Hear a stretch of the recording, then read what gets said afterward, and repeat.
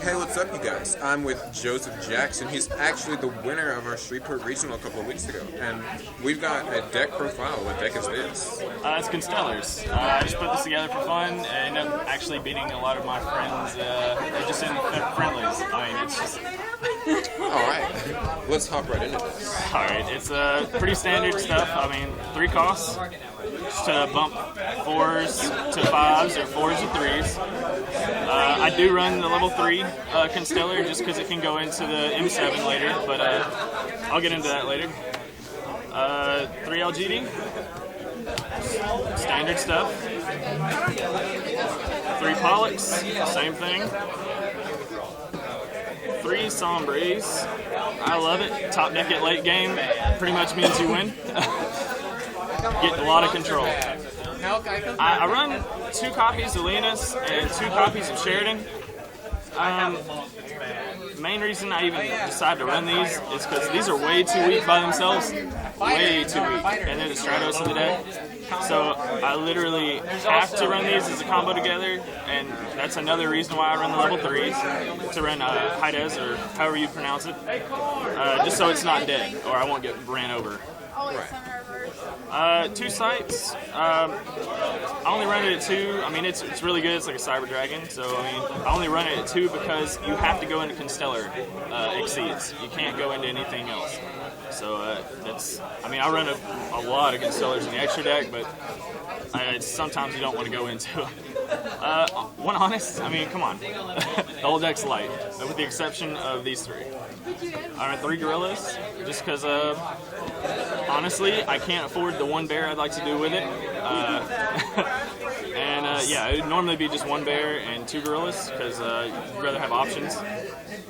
The 3 Tinkies, in spells, of course. 3 Tinkies because I can go into the gorillas or the bear or the 3 costs, which makes this so much easier. 3 MST. Yeah. 2 Star Chart. I really like this card a lot. Most of the time people won't MST it. I mean, whenever you special summon and exceed, or Constellar exceed, you get to draw a card. And they can both activate at the same time, so you get to draw 2 cards off of it. So you can only do it once per turn though, but most people do not want to MST this. They want to wait for something that's important, like your face downs. They don't know what it is. This is just, yeah, it's just easy to use. 1 Star Cradle.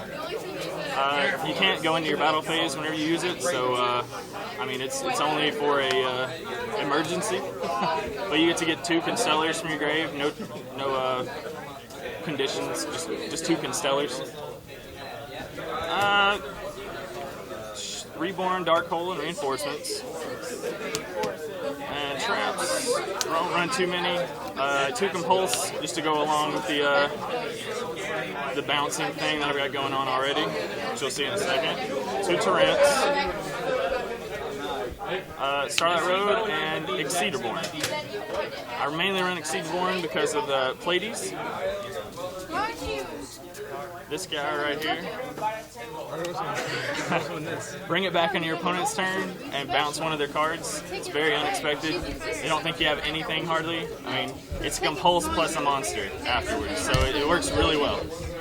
But yeah, I'll go ahead and go into the extra deck now. It's let's see, 3 Pleiades. It's the star card of the deck. You just keep bouncing and bouncing and bouncing.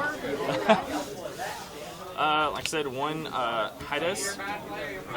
It's not too bad. I mean, it lets you switch all your opponent's monsters into defense, face-up defense. So any flip effects or anything, it'll go off. But it's pretty much all the Exceed monsters out right now. They have lower than 1900. And if you just happen to have, say, a Tinky out, it's a 2000. So I mean, it's not too bad. And I run 1 Omega.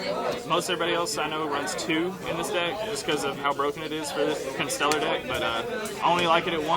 I have other options I'd really like to go into, and I really don't have the space.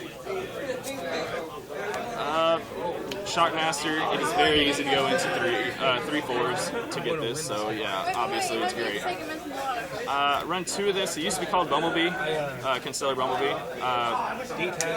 You can actually, during your damage step, you can actually detach one of his cards to increase the attack of any Constellar on the field, not just him, by 1,000. That'll catch a lot of people off guard. So you can leave out your weaker ones with him along with it, and they're actually protected, so they'll have to get rid of this first. So it helps out a lot. I run my 1 Utopia, mainly because I run the gorillas, and if they're left on the field, they will get destroyed. they will get messed up. So I'll do them along with maybe a Constellar if I get too many leftovers or anything like that. So yeah, mainly just so I have something to go into. Tyrus, it's amazing, especially with Exceederborn. Most people don't expect it, and plus whenever they try to hit him, he's going to blow up a card on their side of the field if he's not dead. So, I mean, it's great stuff. Let's see here. 1 Volcasaurus. I really like it. It gets that extra push for game most of the time, because I can go into 5s like crazy. 2 M7s. I don't really like it at 3. It takes up too much space in my extra deck. And there's stuff I like to go into like this over it. If I really don't need this anymore, if I run out of materials, I'll be able to just go for killing a defense monster. I mean, it's pretty nice.